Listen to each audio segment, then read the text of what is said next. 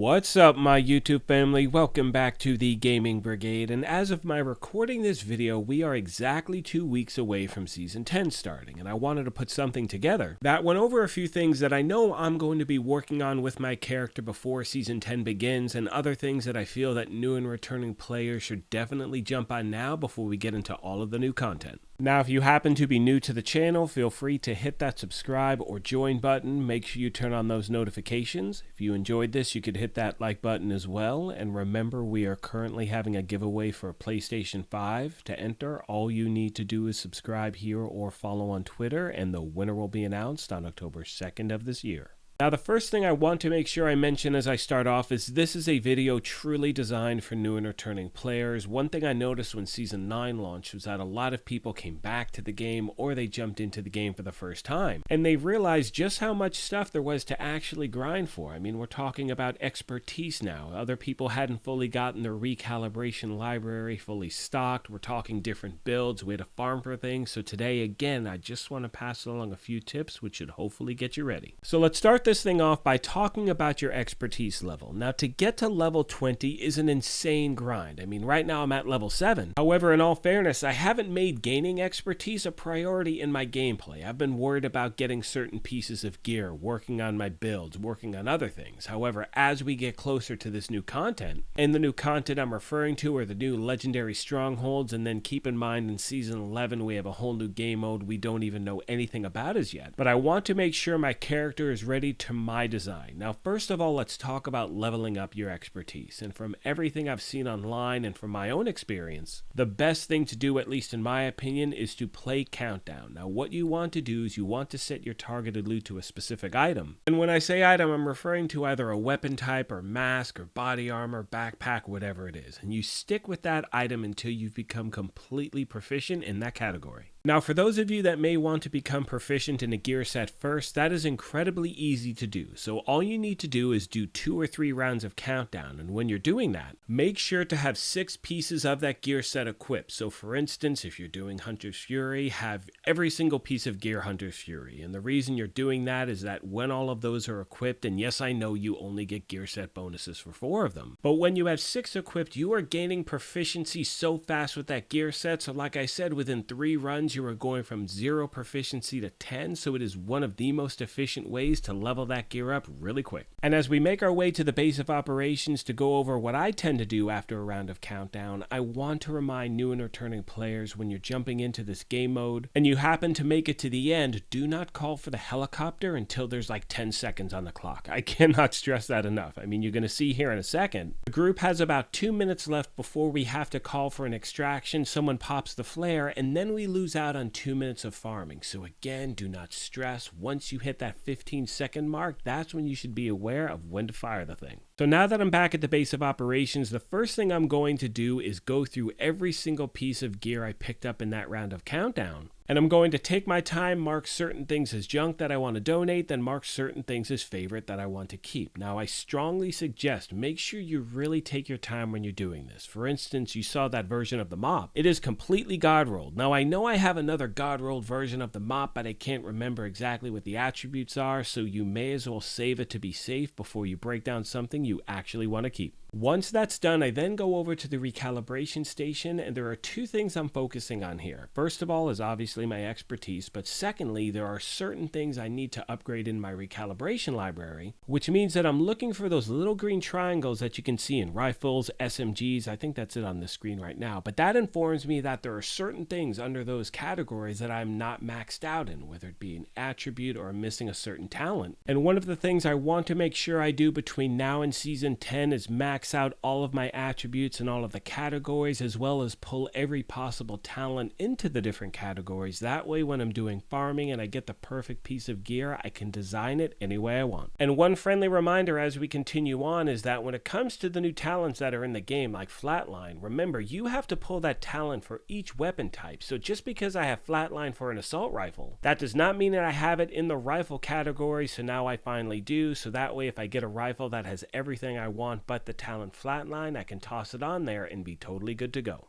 Now, once that's done, I then go over to expertise and I donate everything else. And you'll see I go from 138 to 153 after one round of countdown. So again, this is incredibly efficient. Now, one thing you want to make sure you do after you donate the items is to then go back into your inventory and deconstruct everything else that you couldn't donate. Because remember, you can only donate certain things to your expertise level. So once that's done, you're getting really valuable resources that you can then use to upgrade anything in the future. Last but not least today, my friends, and again, this is for people who are just jumping back into the game or just starting off, I want to talk about the importance of getting to shade level 1000. And the reason I say that is because it truly can make a huge difference in how your character feels and performs. You know, when I was using the PTS, obviously I had to use my PC character, and that character happens to have a very low shade level. Now, the only reason I bring that up is that even with having access to level 20, pretty much everything in the PTS, I mean, all the weapons, gear, they're all at expertise level 20. Even with access to that, because my shade level is so low, I felt a huge difference in so many different things. And I mean, I'm talking about ammo capacity, weapon handling, weapon accuracy, reload speed, you know, crit hit chance, crit hit damage, all the skill stuff, armor, blah, blah, blah, just everything. And so again, I strongly recommend really take some time as often as you can and focus on getting that XP as quickly as possible. I'm going to leave a link to a farming method in the summit. It is the most efficient way to get a ton of XP in a short amount of time. It'll be in the description down below, and I strongly suggest you check it out. The good news is that once you get to shade level 1000, all of those things you just saw are maxed out. I know you may see other people with shade level 2000, 3, 4, 5, 10, whatever. None of that changes those percentages, but I'm telling you, my friends, those percentages make a big deal, so you should really try to get to that 1000 mark as quick as you can. With all that being said, I'm going to start to wrap this up. However, as always, I want to take a moment and thank you all for your incredible support of this channel. There are so many great things that are going to happen to this game in the horizon, and in my opinion, now is a perfect time to get everything ready for when all those things drop. Most of you know by now that one of my favorite aspects about the channel is having the family that we have here, so if you have any tips or tricks you want to pass along to new and returning players, just put them in the comments section down below. I don't care where the tips come from, as long as we're helping each other out, that's all that matters. On that note, I'm going to let the rest of the video play out. However, like I said at the beginning of this thing, if you happen to be new here, feel free to hit that subscribe or join button. If you enjoyed this, you could hit that like button as well, but most importantly,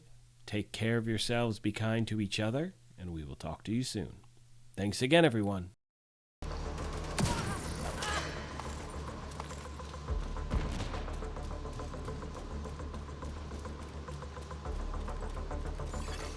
Critical systems exposed.